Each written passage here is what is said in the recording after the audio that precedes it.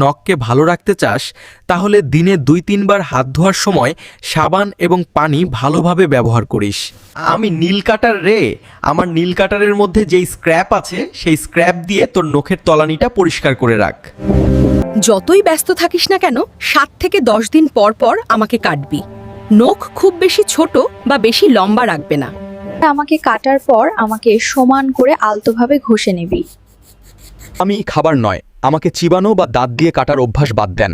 বাড়িতে বা বাইরে কাজ করার সময় গ্লাভস ব্যবহার করুন যাতে নখ ময়লা বা ক্ষয় না হয়। আমাকে চকচকে এবং উজ্জ্বল দেখতে চান তাহলে লেবু ও জল দিয়ে নখ ধুলাই করলে নখ প্রাকৃতিকভাবে উজ্জ্বল হয় এবং ভিটামিন বি খান। আমি নারিকেল তেল রে, রাত্রে ঘুমানোর আগে আমাকে দিয়ে নখ পরিষ্কার করে রাখ রে, তাহলে নখের শক্তি বাড়বে এবং নখ ও চামড়া হাইড্রেটেড থাকে। আচ্ছা, আপনি কেমন মানুষ? ভিডিওটি নিজে নিজে দেখছেন অথচ আপনার বন্ধু এবং বান্ধবীরা যে নখের পিছে পার্লারে গিয়ে কত টাকা খরচ করছে তাকে এটি জানিয়ে দিচ্ছেন না কেন?